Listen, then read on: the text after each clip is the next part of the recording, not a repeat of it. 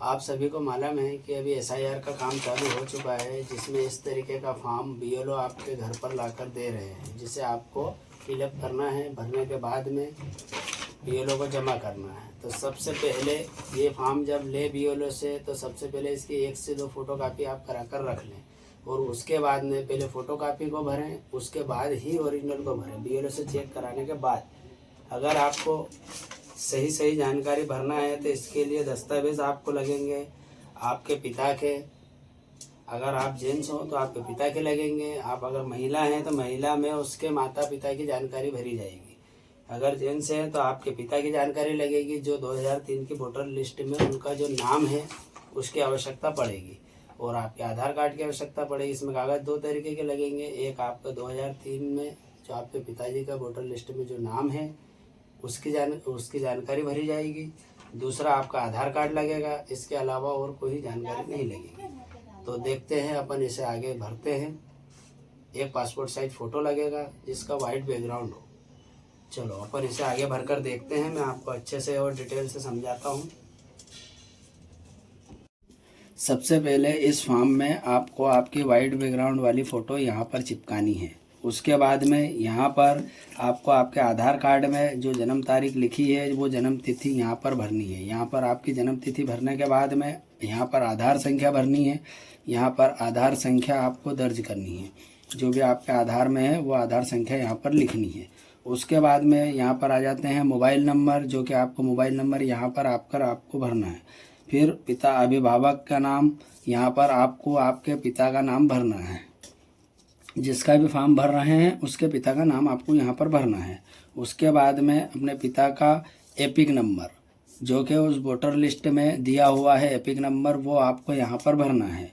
उसके बाद में आपकी माताजी का नाम आपको यहाँ पर भरना है। उसके बाद में माताजी का एपिक नंबर जो 2003 के लिस्ट में दिया हुआ है वहीं से इसमें भरना है। और अगर ये एपिक नंबर उस लिस्ट में से आपके पास नहीं है तो आप आपके माताजी पिताजी के परिचय पत्र में से जो नंबर दिया हुआ है परिचय पत्र का वो भी भर सकते हैं यहाँ पर। उसके बाद में आप अगर आपकी पत्नी का भर रहे हैं तो यहाँ पर पति का नाम आएगा, और अगर आप खुद का स्वयं का भर रहे हैं तो आपके पिता का नाम आएगा। यहाँ पर पति का एपिक नंबर भराएगा, और अगर आप भर रहे हैं तो आपके पिता का एपिक नंबर भराएगा। उसके बाद में अपन यहाँ पर आ जाते हैं नीचे, जहाँ पर 2 कॉलम है। यहाँ पर आपको आपकी खुद की जानकारी भरनी है, जिसका फॉर्म भरा जा रहा है उसकी। उसके बाद में यहाँ पर आने के बाद में थोड़ा सा आपको सावधानी रखनी है। ये जो कॉलम है ये जिस व्यक्ति का है उस व्यक्ति को, मतलब कि जैसे कि 2003 की लिस्ट में जिसका नाम है ये सिर्फ उसी का भरा जाएगा, उसे ये नहीं भरना है। अब जिसका नाम 2003 की लिस्ट में नहीं है उसे यह जानकारी भरनी है, और वो जानकारी यहाँ पर भराएगी।